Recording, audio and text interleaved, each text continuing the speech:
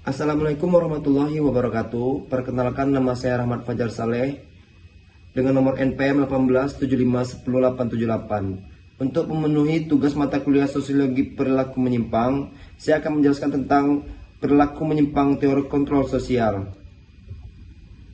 Penyimpangan sosial.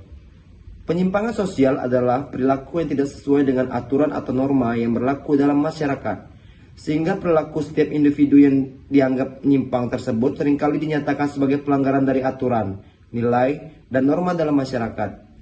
Perilaku yang dianggap menyimpang sangat beragam, kadang-kadang adalah sebuah mode atau kebiasaan baru. Penyimpangan sosial bisa terjadi apabila 1.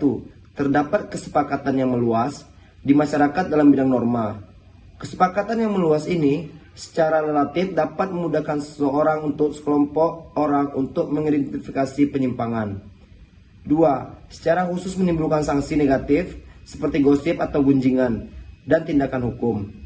3. Pemberian hukuman akan memperkuat pemahaman tentang tindakan atau perilaku menyimpang pada sekelompok yang terikat oleh seperangkat norma umum. Bentuk penyimpangan sosial ada 4. Yang pertama, anomi atau penyimpangan sosial disebabkan oleh anomi atau perasaan bahwa tujuan masyarakat atau sarana untuk mencapainya tertutup bagi orang tersebut. Dia tidak merasa diterima. 2. Pengendalian. Penyimpangan terjadi karena sosialisasi yang tidak tepat yang mengakibatkan dalam kurangnya pengendalian diri orang tersebut. 3. Asosiasi diferensial.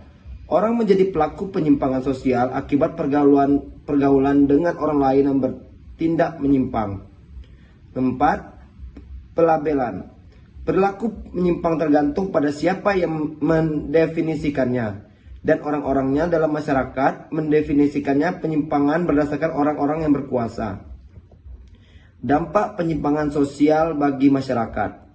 Yang pertama, menciptakan norma dan memberitahu anggota masyarakat tertentu bagaimana berperilaku yang dapat diterima. 2. Mayoritas kelompok bersatu memandang pelaku penyimpang sosial sebagai penyakit. Akibatnya, pelaku kerap kali dikucilkan. 3. Terdapat parameter sosial yang menciptakan batasan antara populasi dalam berbagai kelompok. 4. Pelaku penyimpangan sosial mulai berkelompok, meningkatkan solidaritas dalam komunitas karena identitas mereka yang terstigmatisasi. 5. Berpotensi menyebabkan gangguan sosial. Namun, ketika penyimpangan sosial dianggap lebih umum, masyarakat secara bertahap akan menyesuaikan diri. Kontrol sosial. Kontrol sosial adalah merupakan suatu mekanisme untuk mencegah penyimpangan sosial serta mengajak dan mengarahkan masyarakat untuk berperilaku dan bersikap sesuai norma dan nilai yang berlaku. Dengan adanya kontrol sosial yang baik, diharapkan mampu meluruskan anggota masyarakat yang berperilaku menyimpang atau membangkang. Kontrol sosial ada 2. Yang pertama, kontrol sosial internal dan kontrol sosial eksternal. Kontrol sosial internal terletak di dalam individu dan dikembangkan selama sosialisasi. Orang akan mempraktekkan kontrol sosial internal ketika perang tersebut bertindak menurut kesadaran diri, atau Anda melakukan sesuatu karena sesuatu tadi adalah benar untuk dilakukan. Kebanyakan orang bertindak menurut kontrol sosial internal. Mereka melakukan sesuatu yang benar di dalam kebanyakan waktunya. Sedangkan kontrol sosial eksternal, proses dari sosialisasi tidak menjamin bahwa semua orang akan menyesuaikan diri dengan aturan-aturan sosial. Sepanjang waktu kontrol sosial eksternal harus dihadirkan. Kontrol sosial eksternal didasarkan pada sanksi-sanksi sosial rewards and punishments, dirancang untuk mendorong tingkah laku yang diinginkan. Sanksi positif digunakan untuk mendorong konformitas. Sanksi negatif dimaksudkan untuk menghentikan tingkah laku yang secara sosial tidak diterima. Teori kontrol sosial. Teori kontrol sosial melihat pada bagaimana beberapa struktur sosial memiliki peran penting bagi tingkat kenakalan yang lebih tinggi. Komunitas di mana tingkat kemiskinan, konflik dan disorganisasi sosial yang tinggi juga akan ditemui fakta bahwa akan kekurangan struktur yang dibutuhkan bagi berjalannya kontrol bagi penduduknya. Teori kontrol menyelidiki cara-cara di manakah tingkah laku itu diatur, mencakup pengaruh-pengaruh dan keluarga, sekolah, moral, nilai-nilai, kepercayaan-kepercayaan, dan sebagainya. Kehadiran dari aturan dan norma tidak dapat secara langsung menjelaskan konformalitas. Para pakar teori kontrol ingin mengetahui mengapa orang-orang menyesuaikan diri dengan norma. Teori kontrol 2. Kejahatan adalah hasil dari kekurangan kontrol sosial yang secara normal dipaksakan melalui institusi-institusi sosial. Contohnya keluarga, kekuatan religi atau spiritualitas, pendidikan, nilai-nilai komunitas. Jika kontrol sosial informal tertentu melemah, kontrol sosial formal harus mengambil alih atau sistem peradilan pidana dapat dipaksakan. Containment theory. Reckless beranggapan bahwa orang-orang tidak akan dapat dipisahkan dari kejahatan. 1.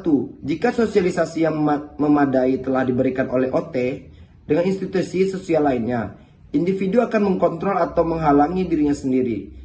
Individu menyediakan penghalang bagi dirinya sendiri, mengawasi dorongan-dorongan alamiah yang dapat mendorong pelanggaran-pelanggaran norma. 2. Jika individu tidak dapat menghalangi dirinya dari pelanggaran norma, keluarganya atau pers harus mencoba untuk menghalanginya. Jika merasa gagal, institusi-institusi sosial lainnya harus menyediakan halangan-halangan. Social bond theory. Mengembangkan teori reckless, sosiologi Travis Hirschi mengembangkan teori yang beranggapan bahwa tingkah laku menyimpang diminimalkan ketika orang-orang memiliki ikatan yang kuat yang menghubungkan dengan keluarga, sekolah, pers, institusi sosial lainnya. Ada 4 elemen dari teori Hirschi. Yang pertama attachment, yang kedua commitment, yang ketiga involvement, yang keempat belief. Attachment mengacu pada kepekaan terhadap dan kepentingan orang lain, menunjukkan berapa kuatnya kita terikat dengan lain, membutuhkan kepekaan terhadap kebutuhan-kebutuhan orang lain dan kepentingan-kepentingan kesejahteraan mereka. Dengan adanya keterikatan hubungan yang kuat antara individu dengan lingkungannya dapat menimbulkan sinergi saling mendukung satu sama lain, membatasi keinginan melakukan perbuatan menyimpang. Ada 3 lokasi utama bagi attachment. Yang pertama orang tua, sekolah, dan pers. Komitmen merujuk pada derajat di mana individu dilibatkan di dalam bentuk-bentuk konvensional dari tingkah laku atau sekolah pekerjaan. Komitmen membutuhkan waktu, energi, dan usaha-usaha. Semakin individu mengembangkan komitmen, semakin kecil peluang individu untuk melakukan penyimpangan karena tingginya pelanggaran terhadap dirinya sendiri yang diwujudkan dari subsistem konvensional. Involvement mengacu pada banyaknya waktu yang digunakan oleh individu untuk terlibat dalam aktivitas konvensional atau terutama melalui sekolah, rekreasi, dan keluarga. Perlibatan diri di dalam aktivitas konvensional menyisakan sedikit waktu bagi kemungkinan melakukan penyimpangan. Belief mengacu pada penerimaan dari moralitas konvensional dan penghargaan terhadap otoritas, mengacu pada nilai-nilai tertentu seperti sharing, sensitivity to others, respect for social legal code. Perilaku menyimpang tidak akan terjadi jika seseorang dibentengi oleh nilai-nilai ritual, ibadah, nilai-nilai kepercayaan, dan norma yang mengikat bagi dirinya. Kepercayaan dan keyakinan yang kuat selanjutnya dapat dipompa ke dalam perilaku yang tertata baik oleh norma moral dan religi serta legal. Hanya itu yang dapat saya sampaikan, semoga bermanfaat. Mohon lebih dan kurang saya mohon maaf. Wabillahi taufik walhidayah. Wassalamualaikum warahmatullahi wabarakatuh.